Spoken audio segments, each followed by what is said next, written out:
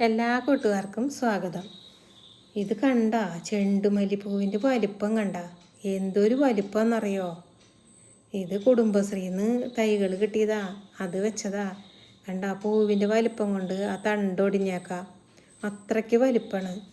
നമ്മളിത് വാങ്ങിയിട്ടേ 3-4 ആഴ്ച കഴിയുമ്പോൾ അതിൻ്റെ കൂമ്പ് ഒന്ന് കിള്ളി കൊടുക്കണമെന്ന് പറഞ്ഞു.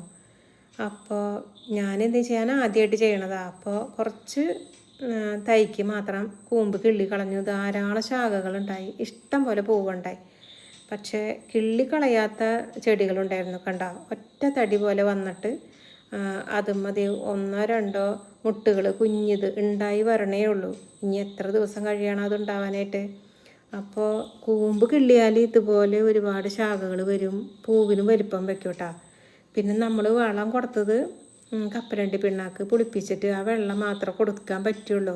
നല്ല മഴയല്ലായിരുന്നേ, നല്ല വലിയ പൂക്കളാണ്. അപ്പോൾ നല്ല സന്തോഷമാണ് ഓണത്തിന്. ഇതിപ്പോൾ മേടിച്ച് വെച്ചവർക്കൊക്കെ ധാരാളം പൂവ് കിട്ടിയിട്ടുണ്ടാവും. ഓണത്തിന് ഇഷ്ടം പോലെ പൂക്കളുണ്ടാവും.